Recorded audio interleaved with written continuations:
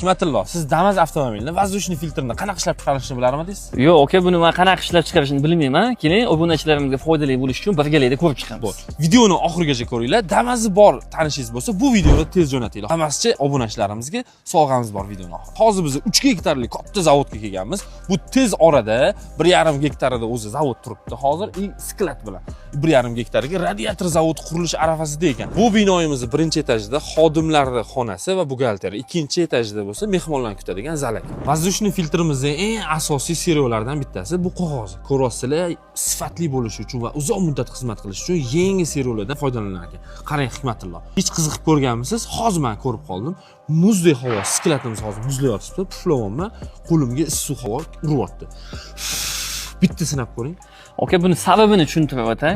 Buni sababi sifatli servodan foydalaniladigan bo'lsa, tashqaridan kirayotgan sovuq havo motor ichiga issiq havo bo'lib o'tishligi uchun toza servodan foydalaniladi. Qanaqadir bu turbina sistemasiga o'xshagan. Ha. Воздушный filtrlar nimaga bunaqa aylanma taroli qilib chiqariladi? Sababi uzoq muddat xizmat qilishi uchun. Ko'rib turibsizlar, bu holatga keltirish uchun mana shu apparatda har bitta xodim buni sanab chiqib, buni mana shu dumaloq holatda keltiriladi. Bundan keyin mana reshetka temir sifatida ichiga solinadi. Воздушный filtrimiz yarim tayyor holatga keldi. Endi buni mustahkamlashlik maqsadida ikkita yo'lni qoliplaymiz. Gazi bor ekan ichida buni. Bu oq suyuqli ekan. Qotib yotibdi bu. Bundoq narsa ekan mana suyuqli. Shu ikkita ximiya aralashgan holatda воздушный filtrning tepa va pastki qismi rezinkasi tashkil topadi. Aka, video boshida sovg'a bor deb aytgandingiz. Sovg'a nimalardan iborat? Sovg'alar Boskos radiatori, Damas avtomobiliga, ikkita oldi amortizator, svecha provoda va oldi kalotka.